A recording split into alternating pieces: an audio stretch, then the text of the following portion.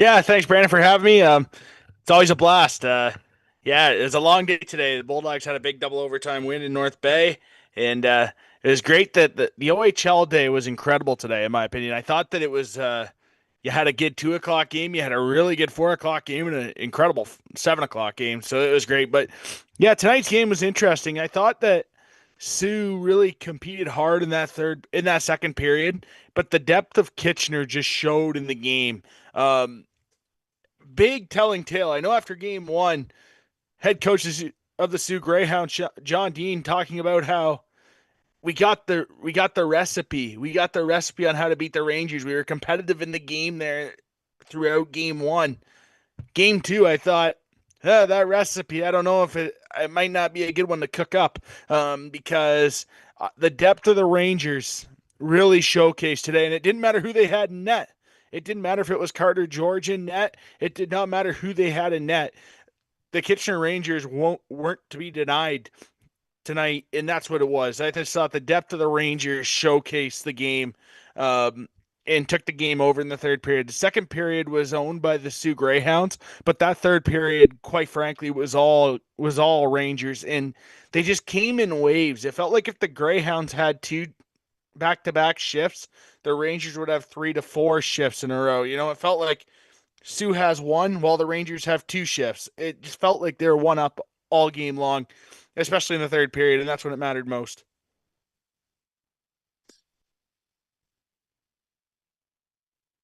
Love it.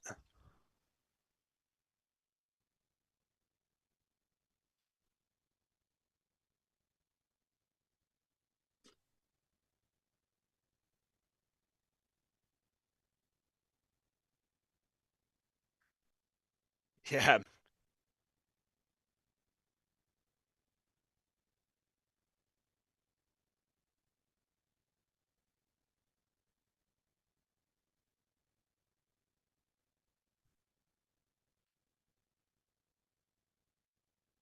Yeah.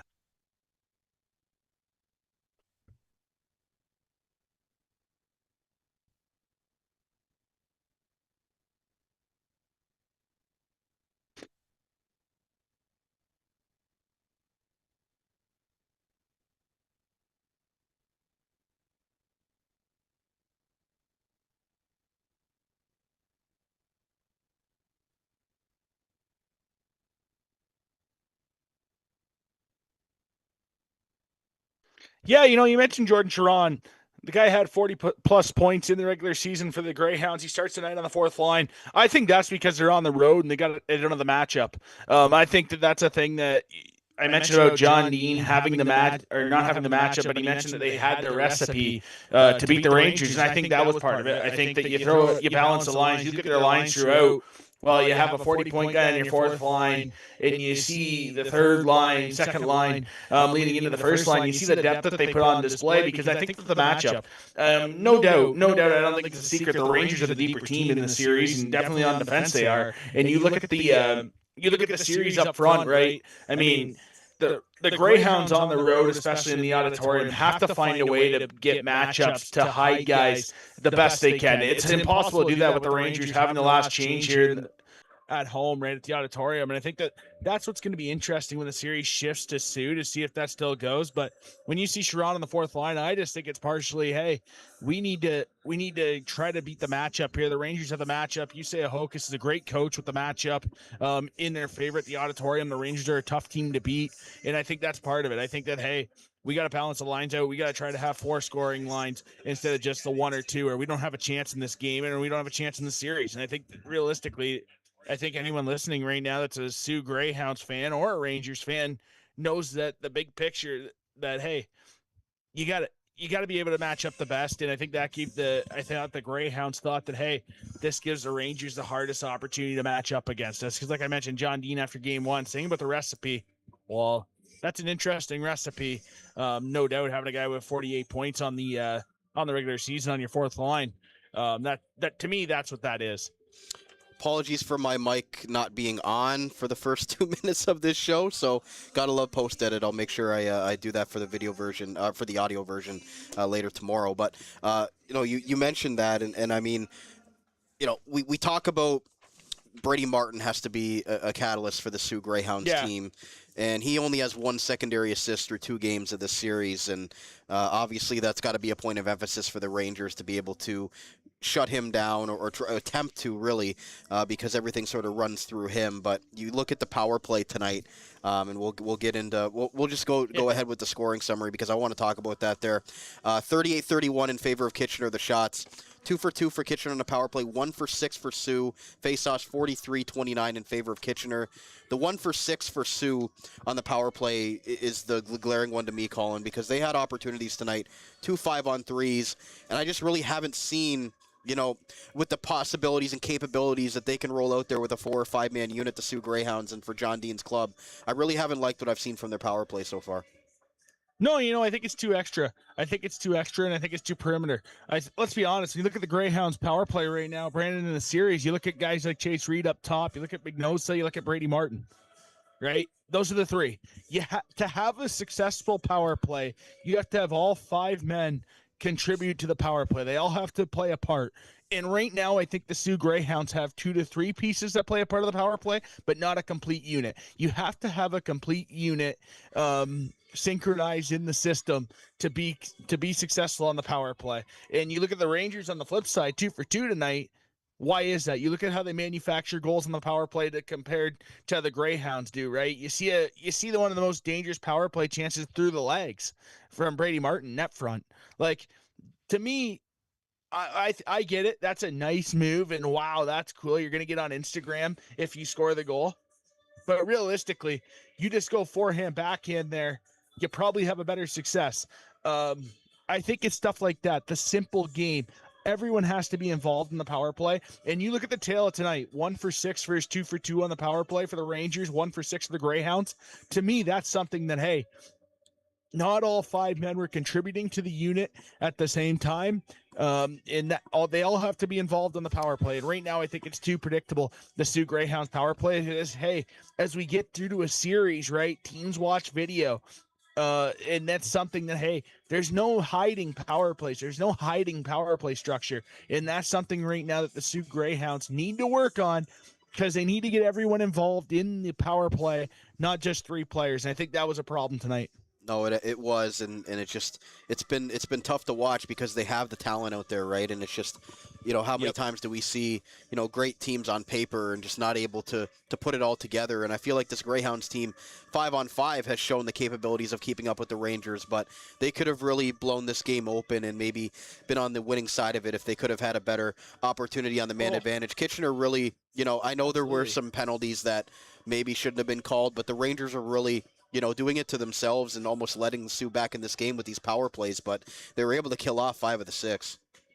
Oh, big time, and hey, you're playing a dangerous recipe. I can tell you right now, if you're the Kitchener Rangers, you do not want to take penalties now as the series shifts to Soo. You do not want to get into penalty problems in Sault Ste. Marie. That's something that, hey, as the series shifts venues, things will change, right? The Rangers have momentum, and they won the game tonight, but they didn't win the series tonight. And you know the old phrase, Brandon, you're never out of a series until you lose it at home. And we know how loud it's going to be in Sault Ste. Marie, and that's something that is going to play a factor, composure issues, things like that. And I think right now that Rangers team, that's something there where you give up 6. Some were legit calls.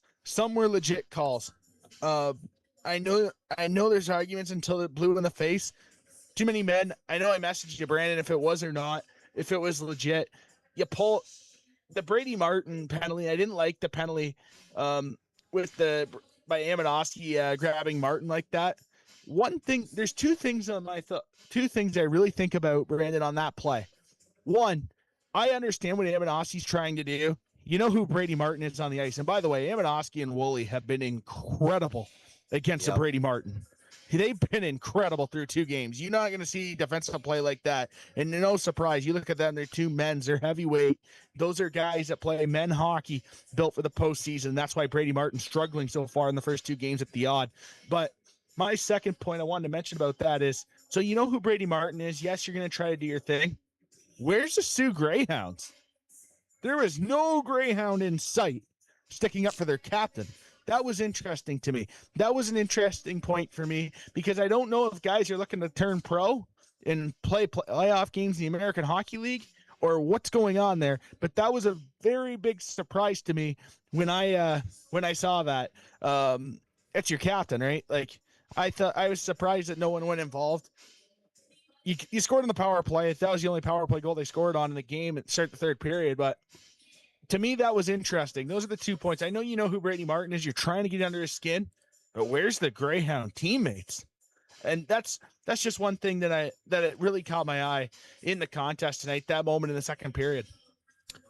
We'll move forward with the scoring summary tonight. We got a lot to go over here, Colin, so we'll try not to make it too long. But I mean, when you look at it, a low scoring contest, 2-1 with the empty netter, 3-1 last game. 8-5 was the final tonight, and it was only one goal through the first period. And again, Sam O'Reilly, and I want to give you an opportunity to really, just give him his flowers, because you've been on that train since he got over to the Kitchener Rangers, and the reason why he was your Red Tilson nominee, why he's my Red Tilson nominee, and why he's a lot of people's Red Tilson nominee, or vote, I guess you could say, for the league's most outstanding player this season, because he's just added such a different dynamic to this Kitchener Rangers club. He gets a hat trick in this game, but he gets it started off here in the first period and gets them off to a 1-0 lead there. Picks up the loose puck beside the net and shovels it home. 1-0. Jack Pridham gets the assist there. And 16:31 was the only goal of the first period, but the Rangers getting off to a lead, and it's number 23 to no surprise. Yeah, that line's incredible with Pridham, Edwards, and O'Reilly. 8 points tonight in the contest combined for that top line for the Rangers. And, it's interesting. O'Reilly changed their identity of the team this year. And I watched the first goal, for instance, where he scores the puck, right? Where's the puck? In front of the net, finds a way to score. He's done that throughout his Ontario Hockey League career better than most in the Ontario Hockey League. He's an elite player in the home plate area and around the net in the blue paint. He's elite there. You saw it with Denver Barkey, Easton Cowan, what he did those years in London, and now you're seeing it with Pridham, Edwards. And it's no secret, Brandon, to why the Rangers' success has turned around here since the trade deadline. Sam O'Reilly, Jared Woolley are two massive additions. But how about that with Sam O'Reilly, the way he plays around the net, huge play there. He always finds a way to score big goals. And also, he makes a lot of space out there for guys like Pridham, for guys like Edwards. It's no secret they had 40 goals on his wings because of Sam O'Reilly. He's good around the net. He's going to allow you to have space. You're going to get your touches, and everyone's happy. And I think that's where Sam O'Reilly is such a good teammate, and everything he does great. And that's why he's my Red Tilson vote this year. And I know that started back in February on the OHL at 60 podcast, but I think that it's no secret. You watch the Rangers play, you watch Sam O'Reilly, there's a reason why they're successful. And it's no surprise for London fans listening to this, because the London Knights have saw that for the last 3 seasons in London. And now the Rangers are seeing it for this half season here at the Auditorium in Kitchener, because, wow, he's been great. Everything he does well. You need a big face-off, he wins a face-off for you. You need a big goal, he scores a big goal. You need a big penalty kill, he kills a big penalty. That's what he does. I mean, you look at late in the game, Brandon, where he goes and wins a face-off. And I was upset about this for the Greyhounds. I am never a fan. So the Greyhounds have an offensive zone. Why is Carter George at the blue line? Just pull him. Get the extra guy in the face-off. Get the extra winger in the face-off. Have they ever heard of a winger face-off win? It happens 90% of the time in those situations in a D-zone draw late in the game, or offensive zone draw late in the game. You get the extra man inside the face-off. Look what happens. I mean, I couldn't believe that. That's another moment in the game where I'm thinking, that's interesting. Just like how I didn't like how no one stepped up for Brady Martin when he's getting headlocked. Nobody did a thing. Those two situations to me were very head-scratching to me. And that's where Sam O'Reilly wins a massive face-off, eventually gets the empty net goal. That's what he does. Every big situation in a game, he's successful in, and that's the utmost respect I can give to him. He's been great for the Rangers. He was great in London. He's been great for the Rangers. He's going to be a really good NHL player. The Soo Greyhounds had a 5-on-3 in the first period. They weren't able to take advantage of it. We started the parade to the penalty box near the end of that first period, scrum at the end of the period. Penalties went both ways, but it was in the second period. Avery Ansis gets his first goal of the playoffs in the fourth line coming through for the for the Kitchener Rangers, right after Mignosa had a good opportunity for the Sioux, and he really bounced back after a very quiet game one. But 2-0 lead for the Rangers with the fourth line chipping in there, and then that was sort of when we saw a little bit of a change there. Marco Mignosa is able to get the goal there to make it 2-1. I don't know, what the Rangers were doing on this play, but they had all 5 players almost down below the faceoff dot, and it left Marco Mignosa all alone for a breakaway after Brady Smith was able to get it up there. The first of, I believe, 4 or 5 breakaways that the Soo Greyhounds had in the second period. But Mignosa gets them a big goal at the time, but I'm still scratching my head about what the 5-man unit for the Rangers was doing out there. Yeah, and it's funny because that 5-man unit for the Rangers was the O'Reilly line. O'Reilly, Pridham, Edwards, Naminovsky, and Woolley were on the ice. Top pairing defense, and your top forward line miscommunicating there. More on the defensive end, that's an Naminovsky Woolley issue. And we saw that at points in the contest, Brandon, where it felt like that was the type of period where the Rangers had fits on the back end. You saw the Greyhounds get behind the Ranger defense, and you saw the Rangers get on their heels a little bit in that situation. I just saw miscommunication in the D zone or in the O zone. All of a sudden, the transition teams are looking to stretch the ice out all the time. Every breakout, you see it. Teams are looking for the quick ups, trying to catch teams on their heels, catch teams off changes. And so on like that, right? Any given inch in the postseason is a big one. And that's just what the Greyhounds took advantage of there. Miscommunication. And then the Rangers get their power play goal. It's Christian Humphreys. It was originally awarded to Sam O'Reilly standing in front of the net, but it just went straight in. Humphreys had a nice pump fake to get the D-man a little bit moving there from the left circle. He cut down, and he got him to bite and then just kind of beat Carter George. I think that's one that George would want back because it was originally given to O'Reilly on the tip, but no, it just went straight in to give the Rangers a 3-1 lead. But that's when things started to turn, Colin. I mentioned the breakaways and Christian Kirsch. I know his stat line isn't going to be fantastic tonight, only 26 of 31, but in the second period, the Soo Greyhounds had 5 breakaways, 4 or 5, that really could have changed the game or been way worse because the Greyhounds end up getting 3 unanswered goals. Marco Mignosa gets a second of the game to make it 3-2. I don't know, way too much room by the Rangers defenders to just let him cut all the way down. I don't really know what that collapse system was about, but it allowed Mignosa to get his second goal of the game. Chase Reed, Brady Martin gets his only point of the series so far to make it 3-2. And then that's when to make it the 3-2 for the Kitchener Rangers. And then the Soo Greyhounds tie at 3-3. A point shot from Winkelhofer off the faceoff. Jeremy Martin tipped it over top of Christian Kirsch. And right like that, in 2 minutes and 50 seconds, it's a 3-3 hockey game. Yeah, and that's how momentum shifts swing in the postseason, right? Those are going to happen. And I think that's one of those things when you look at what the Greyhounds, right? You got on the Ranger defense. You have to play with pace against the Kitchener Rangers. When I look at their defense here so far over the season, they're a team that is good when they're under control. No kidding, Colin. That's going to happen. And obviously that's a simple thing, but when you play simple, fast hockey against the Rangers, especially the defense, that's when they're kind of on their heels a little bit. You saw it when the Rangers pace control up front. They look really good this year. They look like one of the best teams in the league.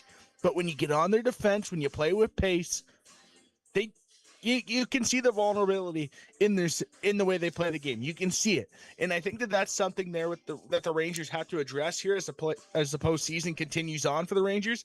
But that's one thing for the Rangers that they can work on. That's something here throughout the postseason. Those little shifts, those little periods. Sometimes it's a period. Those 5-10 minutes. Can they play a complete 60? That's what I guess I'm trying to say. If they can play a complete 60, instead of playing 40 out of 60 minutes or 50 out of 60 minutes, can they play 60? Because those little 10-minute laps have cost them this year in the limited games they've cost, because they've been spectacular since the deadline. But those have been the issues. When you look at the Kitchener Rangers, Brandon, those have been the issues. When they lose games, which they haven't done often, or when they give up, when they have a bad period, you look at it, and it's always been the same thing with the Rangers. That credit to them. They haven't had a full game like that. That's why they're being successful. But that's one thing to me with the Rangers that they need to address here as they continue off here in the postseason. Then O'Reilly goes off for a cross check, and it's offsetting minors to Andonovski and Martin. As you mentioned, there, Martin and Andonovski. That sort of maybe is the game plan there for him to try to shut down or get under the skin of Brady Martin. Andonovski gets the extra 2. He gets called for 4 minutes on that one, so it gives the Greyhounds an early power play in the third period, and they're able to take advantage of the fresh ice. Magnosa finds McKenzie standing in the blue paint in the redirection on the 5-on-4, and the Greyhounds take a 4-3 lead 53 seconds into that third period, and it could have been a lot worse because, as I mentioned, Kirsch coming up with some big breakaway saves in the second. Yeah, no, he was great in the second. He came up when they needed him. He came up and made some big saves for the Rangers for sure. And then, that goal by McKenzie to get them the 4-3 lead. 3 minutes later, Dylan Edwards gets the Rangers' second power play marker. They were perfect on the man advantage tonight with both goals. Dylan Edwards is able to get this one. As I'm trying to find it in my notes here, there was so much going on here that I've got like a mountain of notes here for the. There it is. So, Brady Martin went off for slashing. Edwards wristed one from the right circle over top of Carter George to make it 4-4. And we have been texting about the game, and I do ask Jussi Ahokas about Dylan Edwards and what he's meant since coming over from the Erie Otters. What a pickup he's been so far for Kitchener as an overager. Yeah, no, I texted you about it. This year has been, I don't remember a year in the Ontario Hockey League where there's been so many players get traded, and you look at the trades and it's like, okay, it's a trade. What's going on here? And then you look at it, and it's like, wow, this player is becoming a really good player this year in the OHL. Like, if there was an all-star game, Dylan Edwards is an all-star.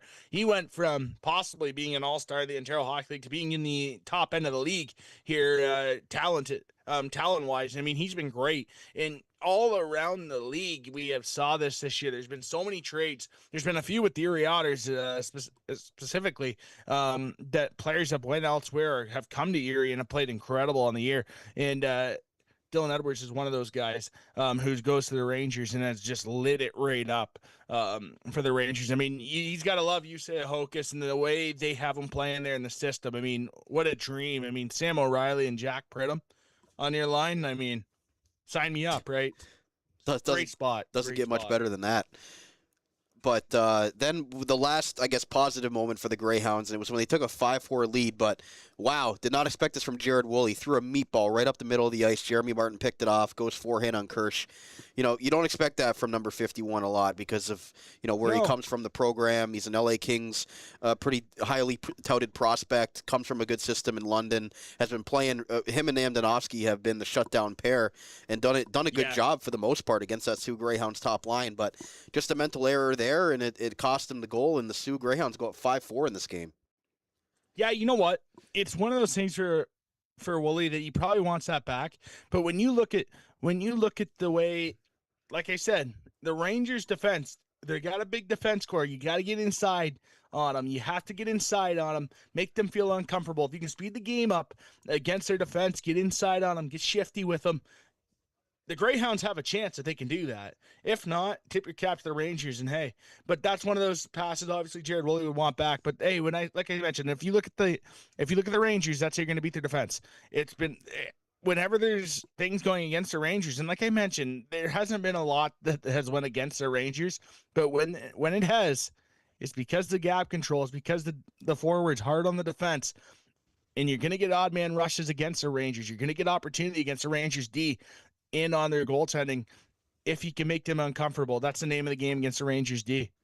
Tanner Lamb was able to pick up the loose puck and fire it over the blocker side of Carter George at the 8:16 mark of the third period to get that game tied. The odd was rocking at that point. Just a broken play, but a good job by Tanner Lamb getting in a good scoring opportunity. His second goal of the playoffs. And then Dylan Edwards, as we mentioned earlier, what a four-way passing play this was. Sam O'Reilly enters the zone. He finds Jared Woolley, who finds Jack Pridham beside the net, and you wonder why isn't the 46 goal scorer taking a shot from there, but he makes the perfect cross-crease pass to Dylan Edwards, and he makes no mistake for his 4th of the playoffs, 2nd of the game, and what a beauty that was. That was a fantastic 4-way passing play by the Rangers to really seal this game. Oh man. I mean, that was nasty, and you saw the crowd get into it. That's why I said, hey, you can't sleep against this team. They're loaded. I mean, when they got everything clicking, they're one of the most dangerous teams in the Ontario Hockey League, no doubt. There's a reason why they were first place in the Western Conference. This Rangers team's dangerous. I mean, the skill on that line, it's bound to happen. And then we had Sam O'Reilly, who, you know, the fans thought it was his hat-trick goal, but they had changed that goal earlier that was given to him back to Christian Humphrey. So technically, this is only his 2nd goal of the game, or 3rd if you want to say that he did tip that Christian Humphrey shot in. But he's able to get the empty netter there and, you know, just seal it. But I know you kind of wanted to talk about it because Soo called their timeout with 2 minutes and 40, or they went to a power play with 2 minutes and 45 seconds left in this game, as the Rangers went for too many men. They didn't pull the goalie till the minute 52 mark, and shortly after that, O'Reilly gets the empty netter. You said that right away after that penalty was called, and then John Dean takes his timeout. Carter George should have been on the bench, should have been a 6-on-4 for the final 2:45. Well, definitely not the blue line. I mean, I like I said, as a goaltender, I used to hate that when the coach would tell me stand at the blue line. Why? I'm not going to be Bobby Orr and play the puck if it comes back. I'm at the blue line. I'm right beside the bench. What's the 5 feet difference make? Literally, I just got to pivot and I'm on the bench. Like, I've never understood that. I've always thought the process here, let's go 6 guys against 4 on the face-off. Take the odds at the face-off. Emphasis the face-off. And there's 3 things to reason why I like this, why I would pull the goaltender. 1, the face-off. How do you win? You have to win the face-off to get an opportunity to get set up. I love the chances on a 6-on-4. You get the extra wingers involved. You have a guy fly out to the flank. You have 2 shot options if you come in, get the puck. You have 3-on-2 inside. If the puck comes back out to the point, number 2, you have a shot lane up top with guys going toward the net out of a pile. How many goals, Brandon, do we see in the postseason get scored 6-on-4? You saw it this afternoon in North Bay, Adam Bannock's goal. 6-on-4 off a face-off, and that's one of those, or 6-on-5 off a face-off. And that's one of those things where you get the puck back to the point. Okay, there's no shot lane. You have a flank going toward the net, wide open, downhill. Get a shot there. You have multiple options on the back door if you go to the flank. It gives yourself the most options to score. Settle the puck down. Don't forget to breathe. It gives you the most chances. Instead, what happens? You lose the face-off. You come down. You give up you give up an empty net goal anyway. It doesn't even matter. So why not just pull him? Why not pull him? Give the extra man an opportunity. And hey, why don't you trust your centers? If you're John Dean, you call a timeout. That's the given. If I'm the Rangers, I'm saying they're pulling the goalie right now because they call their timeout. So, okay, we win the draw. We get it clear. Then they're bagged time they skate back. Take the opportunity now. Take the opportunity now. Because now at the end of the game, Brandon, did it really matter them pulling the goalie? No. So why not just do it? Why not just do it? Majority of the time, and the numbers show it analytically, pull them earlier. I don't know why they didn't. They call a timeout. You had a lot going on the bench. I can tell you that much. On the Soo Greyhounds bench, the amount of conversations going on, I can tell you one reason why that face-off play got all messed up. Way too many opinions going on there. And I've said this all the time on the OHL and 60 that's why they're going to get out coached. I've said that numerous times. And that's the situation there where just slow the game down. Breathe. And obviously behind the bench, that's not a thing because I will never understand that. I used to hate that. Nothing worse than put them at the blue line. Literally, pivot 5 strides, you're on the bench. Not even. You got Brady Martin taking the draw too. Like I just don't. Big time. You don't trust Brady Martin? You don't trust Brady Martin, then you throw an extra man inside the wing? You called a timeout. It's a 30-second timeout. Everyone's rested. You've got an offensive zone draw, 6-on-4. And hey, and that's the way the Greyhounds night went. We talked about their power play that was god-awful today. Like, why is that? you have to have everyone involved. You have to have everyone involved. And I hope that for those listening, I hope that makes sense when I say you pull the goaltender, you have the extra guy in the faceoff, you create havoc in the faceoff dot, puck sneaks out to the point, you have a shot option there, or you slow the game down, you have a flank option to the right because there's a left side faceoff, you have a one-time shot option on that side, plus out of the scrum, you have a backdoor option as well. You have 3 shot opportunities. Most of the Ontario Hockey League teams that are elite can execute this at a high level. You see it all the time. Like I said, you watch the Brantford game this afternoon. You look at the play, Jake O'Brien, Adam Juracek out of a knock, right? Low to high to flank, boom. That's how you're going to score in the postseason. I could not understand why they didn't trust their guys there.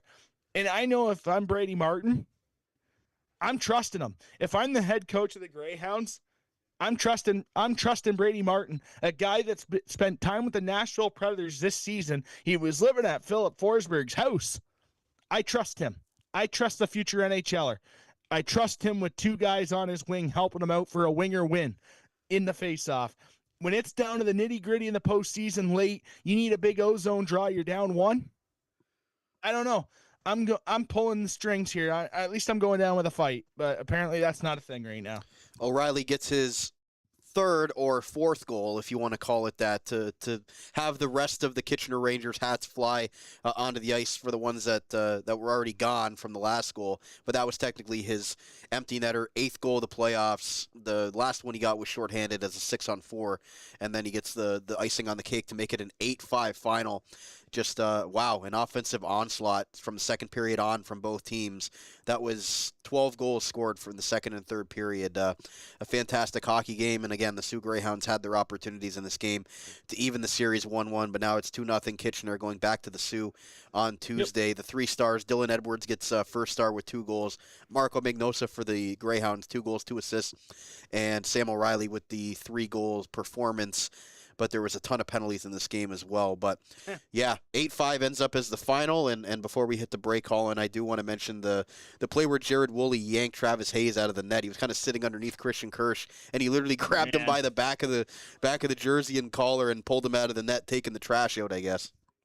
Yeah, I know the Hayes family really well. I worked with Avery Hayes for his couple years in Hamilton that he was there. And I know that's a play where Travis Hayes just trying to get under the skin. You know, the Hayes family plays the game. They play hard. They respect the game. And that's one of those plays there where you look at Travis Hayes. He's in the net. He's a heck of a player. He knows what he's trying to do. He's trying to get under the skin of Kirsch. You know, you're trying to – it's the playoffs, right? And those little mind games, the gamesmanship is there. I thought he could have moved a little bit. I also thought the way they were tangled, it was legit. As a goalie, I mean, you're not leaving your blue paint, so that's the one thing for Kirsch. I mean, he was in the right. I mean, for sure, Hayes knows what he's doing when he's in the blue paint like that. So we got through the scoring summary, 8-5 final in favor of the Kitchener Rangers, and they will take a 2-0 series lead going back up to Soo. We're going to take a quick break. We're going to come back. We're going to hear from Kitchener Rangers head coach Jussi Ahokas on his team's performance, as well as we'll get Colin's player of the game to wrap up. So stay here right back on OHL Overtime in our post-game recap right here on the Armchair GM Sports Network. Fourth Wall is the official merchandise supplier of the Armchair GM Sports Network.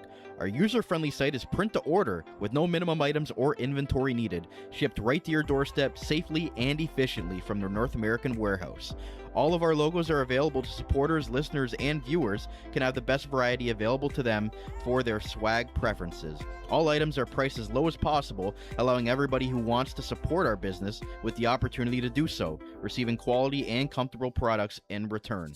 Shop today at fourthwall.com with the direct link to our Armchair merch store in the description of all episodes and in the bio of all of our social media accounts. Become an Armchair GM today with Fourth Wall. Butt ends are hockey stick grips, specifically for the top of the stick, designed to replace traditional clock tape. They're made of rubber and offer a more consistent and comfortable grip than tape, aiming to improve performance and reduce slippage. Butt ends are an alternative to regular stick tape that provide enhanced grip and comfort, are durable, reusable, and consistent, with the ability to reduce vibration. The grips are available in a variety of styles, designs, colors, and even have options for specific player names. At Butt Ends, they are committed to providing the world's highest quality stick grips and continue to bring new technology and ideas with each new grip design, regardless of sport. Alex Petrangelo, Akil Thomas, Max Domi, Aiden Hill, and Tim Stutzla are just a name of few who have proudly used butt ends for peak performance at the NHL level. Check them out at buttendswithaz.com and use our referral code buttends.com/discount/armchairgm to get 10% off your order as part of our community. Engineered for greatness and performance. Butt Ends, the #1 grip in hockey. Hi, this is Mike Stubbs, radio voice of the London Knights. You are listening to Brandon Caputo on OHL Overtime.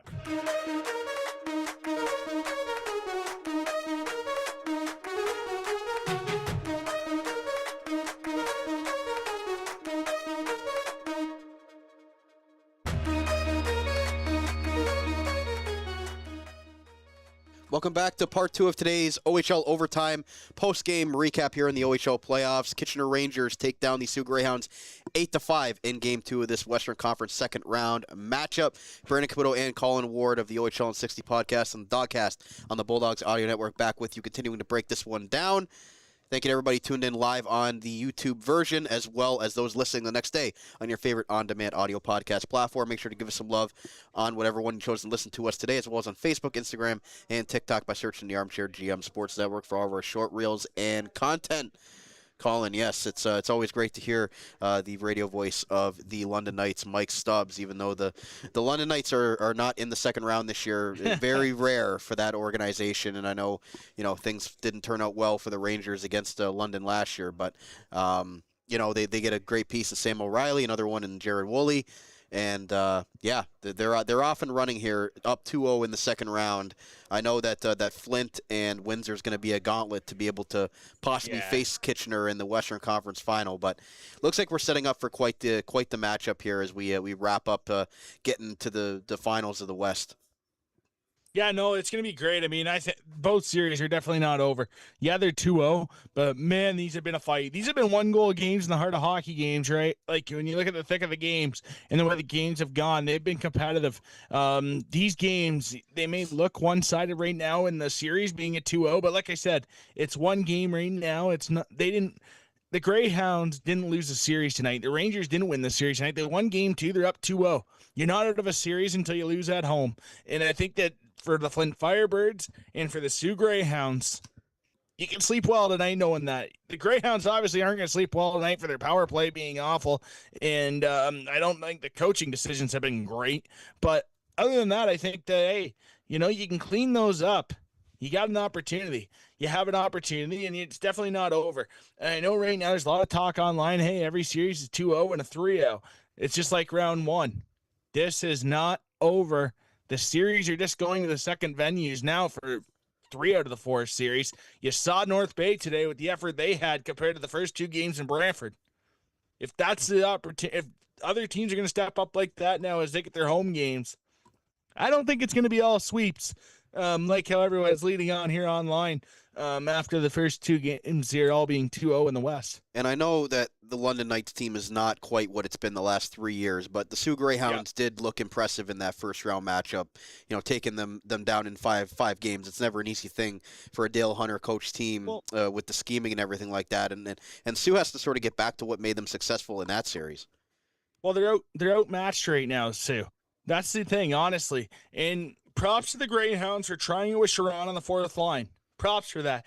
Wait till they split up Magnosa and Martin. I know that's crazy to say, but road games, that's the only time they got a chance against this Rangers team. They're not winning a game in the auditorium right now with the way they're lined up. The Rangers outmatch up them. You have to have a way to have Martin and Magnosa have a shift against – and this is something to say against Cameron Reed, but you have to have an opportunity. You have to make Woolley and Amanoski go against one guy, not both guys. You have to make their top 2 pairs play defense, not just one. And right now, that's what it's been in the series for the Rangers. It's been too easy at times. And I know the Greyhounds have had chances. I know tonight they dominated that part of the second period. But like I said, the Rangers have done that all season. There's been a moment in games where it's maybe in 10 minutes, it might have been a period, but there's been times where they haven't played a full 60. That's the Achilles heel for the Rangers. And that still wasn't enough for the Greyhounds. So that's why I say with the matchup, Jussi Ahokas has notoriously been great in his time so far in the Ontario Hockey League at utilizing the matchup. And that's what it comes down to in the postseason. Home ice advantage is so crucial. And that's something there where you look at the matchup, last change is massive. And right now, the Greyhounds had no answer for that in the big part of games and big moments. There's been nothing out of the Greyhounds. 1 for 6 on the power play speaks everything about that. And I look at the second line for the Kitchener Rangers, and they're not putting up the points with the Humphreys, Romano, and Sherratt line. 3 NHL drafted players, and I know they gave up a ton to get Sherratt more as a shutdown two-way type of player. He's not going to put up massive amounts of points, even though people were sort of wondering the amount of picks they gave up. But Kitchener obviously identified him as a player that they wanted. But that line, I know Humphreys has a goal and assist, but both were on the power play. But that line doesn't have points, but they're able to contribute in other ways, as you mentioned, just being able to have the forecheck to be able to shut down those top 2 lines of Soo, and you're going to be more successful than not at times, because I don't know if the depth of the Soo Greyhounds is enough to outmatch the depth of the Kitchener Rangers, and for their second line right now of Humphreys, Romano, and Sherratt, they're not allowing them a whole lot. No, absolutely. I mean, they've been great. I mean, they have been great. Talk about Sherratt, right? Like, this is the guy that I saw come up here in his draft here with Brantford 99ers. He was on that good team. Lucas Carmiris, Braden McCallum, Merrick Van Acker, that team. And Gabe Sherratt played on a line with Merrick Van Acker and Lucas Carmiris, right? Like, and he wasn't out of place. He was huge on that line on the wing. And I think that speaks volumes to who he is as a player, who he can play with. He plays a great defensive role. That's kind of what you're appreciating of him. And if he can get points and he can get goals, that's great. We talked about that with Josh Brown when he came on the OHL pod a couple weeks back, and we spoke about that, Brandon, where about, hey, if Gabe Sherratt can get scoring, that's a bonus. But how good he's been defensively, I mean, that's why you win in the postseason. If he can defend, that's going to be incredible for him. That's going to help the Rangers. Let's get to Rangers head coach Jussi Ahokas with his post-game thoughts, and we'll come back and discuss it. So here is Rangers head coach Jussi Ahokas on his team's 8-5 victory in Game 2 of the Western Conference second round. Thanks, Mike. We're here ringside with Rangers head coach Jussi Ahokas. Jussi, what a game we've just been treated to here at the Kitchener Memorial Auditorium tonight. And your guys showed a lot of determination to come from behind and a huge third period offensively. Yeah, junior hockey. I thought first period we played good. Of course, we had plenty of chances there. It was a tight period, like I thought it would be. Second, we just made mistakes. What we normally don't. We don't give up usually that kind of breakaway. So you kind of a little bit of mental errors. We were over offense and made big mistakes where usually we don't do that. So, but all in all, after that we came back and we had a bad. Like I thought we played. We had chances in the second, but those kind of mistakes we just don't do usually. That's junior hockey. Third period, even though they got the power play goal there, it was 7-2 power plays actually for them. That's quite funny. Shots 38-30, and they had 7-2. But I guess the refs did a good job there. But it was 7-2. Yeah, it's funny, but it is what it is. But our boys showed determination, and we came back and great goals there. And but it's a tight series. 15 minutes. You have to have the short memory and Tuesday we go again. You talked a little bit about that determination, and it was really on display when, especially, your guys were down 5-on-3. Well, yeah, it's they had actually 2 5-on-3s. That's quite special. I haven't seen that in playoffs ever, but it happens, and guys were doing a great job killing and blocks, and it's. PK did a great job. You've been able to hold Brady Martin to 1 secondary assist in this series. That's sort of a game plan there. Make sure you limit 44's opportunities in this series. Not really, no. He's a good player, of course. We know he's one of Soo's best players, and all in all, if there any team who has good players, you want to eliminate them. But that's how it goes. Saginaw had a great Klepov and Abraham, their first line was really good, and that's just how it goes. And you talked about that second period, 4 breakaways given up there. Obviously, that's something you want to clean up. Seemed like in the third period you were a lot better in the defensive structure. What did you maybe change from that second to third to make you guys successful there with 4 unanswered? Yeah, I thought first period also we played well. We didn't give up much. No, you just don't. Like, those were from our puck mistakes or over offense, and you just don't want to do that. Now, what can you say about Dylan Edwards since he's come over to your team? A couple of big goals tonight as well. What does he add to this group and really make you guys a special team? He's as an overager. He has a lot of skill. Great player, great persona for our team. So yeah, he's been a really good ad.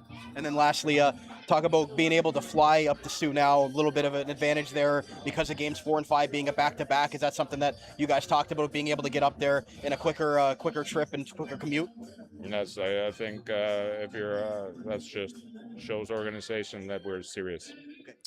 There was Kitchener Rangers head coach Jussi Ahokas on the post game after their 8-5 victory in Game 2. Colin, I don't know if it's the Finnish, the language there and the accent, but I just love the way that he talked about the officiating. I don't know if he was or what that was, but it was definitely entertaining. He said he's never seen anything like that with maybe the amount of penalties that went against his team tonight. But what were your takeaways from what Jussi Ahokas said there? Yeah, definitely a little bit of a smart ass there for sure. You might have to edit that part out, Brandon, but for those live, hey, it's after 11. Good Damn morning. Right. Yeah, I have a couple ginger ales. No, I think that I thought that there were some calls that were legit. I would say more than likely, I would think the power plays would be 5-2 in that game. For legitimate calls, so 2 were kind of in favor of the Greyhounds. I thought that weren't legit, but the other 5 were. So you're still 5-2 in a way, but I get the point. I get the point what you're trying to say. You still outshoot them. You outshoot them 38-31. The power plays were 6-1 actually in the contest. You don't see that too often in the playoffs. He's right about that, but at the same point, hey, you got to keep your composure at points too. You can't tell me that Amidowski shouldn't have got the extra 2 in that when he grabbed Martin and literally, like, I was actually waiting for Martin to get nothing on the play and just the 2. Like, I actually don't know what Brady Martin did. He didn't on really that play. engage. No, he didn't really do anything. So that kind of surprised me a little bit on that matter, to be honest. I thought the Rangers got lucky there that Martin was off the ice. That's a huge trade-off. So it is what it is, but I think there's a lot of gamesmanship going on in this series right now. You say Ahokas knows that, hey, people are listening. League's listening. Officiating Chiefs are listening. Off-ice officials are listening. So things like that, it's out there. It's a gamesmanship. Any given inch, right? You're trying to win at all cost. And that's like you mentioned with the plane ride to Soo, right? That's pretty cool. Yeah, he talked about just them being serious, I guess, with regards to them flying. And then if they do get back to Game 5, it's a back-to-back. So you'd have to play Thursday night in Soo and then fly back or drive back for the Game 5 in Kitchener. So it's a quick turnaround. I know Soo was a little bit upset or disappointed about that, but that's what happens when you don't have home ice advantage in the series. 100% get home ice. Get home ice, and then you don't have to worry about it. Yep, Kitchener's the number 1 seed for a reason, and I guess they get the advantage in that sense. I don't know if there's anything else you wanted to mention there about what Jussi said, but he just talked about just them finding a way after a bad second period to be able to come through. He liked their first, liked their third, but just mistakes that they really want to get cleaned up there in the second that allowed the Greyhounds back into the game. Yeah, no, just got to play a full 60. You just got to find a way to play a full 60, and if you can do that, you'll be okay. So we're going to get forward with our player of the game. Colin, who is it going to be from, give us one from each. Well, Marco Magnosa I thought was great today for the Soo Greyhounds. I'm going to give a 4-point game, even plus-minus rank rating. I'm going to give him the star of the game for the Soo Greyhounds. I thought that like you mentioned, they needed him in this game today, and I thought he brought it all. I mean, you can't ask for much more out of him. 4 points in the contest for Marco Magnosa, of the Soo Greyhounds on the wing of Brady Martin on that top line. And for the Rangers, I'm going to give it to Dylan Edwards. It's wild. I'm not going to give it to Sam O'Reilly. For those who listen to the OHL and 60 podcast, know that, hey, I've been a huge Sam O'Reilly guy. By Dylan Edwards, I thought the timely goals today. It's like a timely at-bat in the postseason of baseball playoffs. You need that big hit. You need that big shot. You need that big goal. Dylan Edwards got it today. You look at the power play goal. You look at the game-winning goal. Right, those are 2 big goals in the third period that he scored that propelled the Rangers to victory tonight. So I just thought that Dylan Edwards was incredible, and he's my player of the game for the Rangers, and Marco Magnosa for the Soo Greyhounds. I'm going to give an honorable mention to Christian Kirsch's second period where he made 4 breakaway saves. That's a given moment of a game where you look back and, hey, maybe that doesn't matter late in the game, right? Absolutely, you need to make those saves. Christian Kirsch, he made 5 grade A saves tonight. I've written down he made 5 saves that should have been goals. I mean, that goes the other way, right? You get rid of the empty net goals and you give 5 extra goals to the Soo Greyhounds, right? Also, you would think that Carter George would want at least one of those back, right? So, it was interesting for sure. I thought Kirsch played great. All right, Colin, final thoughts as this series is going to shift now to the Soo Greyhounds side of things. You mentioned you're not in trouble till you lose one on home ice, and the Soo Greyhounds don't want to go down 3-0. So Tuesday night is going to be a big one before that Thursday, Friday turnaround between Game 4 and 5, and they obviously want to be able to be back in Kitchener for that Game 5. So what do you need to see from Soo in the next 2 games here on home ice? Got to get inside their D, and you got to play with pace for a full 60. It's simple as that. You got to play with a full 60, and you got to get inside their D. I think you get inside their D. I'm talking about Amidowski and playing Woolley. Those two are their top pair, their shutdown pair. You're playing that pair. You got to get inside them. You got to play with pace. I don't think they want to skate. I think anything where you're trying to slow and they can step up on you, that favors them, right? That favors them. They're big defense. They play physical. They're good defense. They're great in the Ontario Hockey League for sure. But I think you got to play the way you got to play them is you got to get inside. You got to be shifty with them. You got to get in an uncomfortable situation with speed. And if you can do that, you'll be successful. Well, Colin, appreciate you staying up. Yeah, you got it straight. Yeah, absolutely. And they got to get more sustained zone time. I feel like there were too many one and dones for the Greyhounds tonight. There wasn't enough, sustained cycle game. I felt like for John Dean's club. They got to stop being so east-west, and they got to be more direct around the net, right? You can't be going through the legs like that, right? Like in front of the net. I understand it. Hey, it's great for Instagram. I understand that, but Instagram doesn't cut it when you're sitting in Cancun, right? So I just think that, hey, you got to be able to play direct here in the postseason, and you got to find a way to score a greasy goal. And at the end of the day, you got to play north-south here to be successful in the postseason. You got to be direct. I'm far from Cancun right now in the cold, legendary Kitchener Memorial Auditorium, and I'll be happy to go home after this game. But Colin Ward from the OHL 60 podcast, the Dogcast on the Bulldogs Audio Network. Colin, appreciate you staying up tonight and giving the great, passionate analysis as always. Thanks, Brandon. Appreciate it, and get home safely. Absolutely. So that's going to wrap it up for today's OHL Overtime post-game recap in Round 2 of the OHL playoffs between the Soo Greyhounds and the Kitchener Rangers. In Game 2, with the Kitchener Rangers taking it by an 8-5 final. Series will shift to Sault Ste. Marie starting on Tuesday. Thank everybody tuned in live on the YouTube version tonight, and those listening the next day on your favorite on-demand audio podcast platform. Make sure to give us a follow on X at Armchair GM Pod, as well as on Facebook, Instagram, and TikTok by searching the Armchair GM Sports Network. For Colin Ward, my name is Brandon Caputo. Have yourself a great Sunday night or Monday morning, and we'll talk to you very soon here on OHL Overtime in the Armchair GM Sports Network. Talk to you again very soon.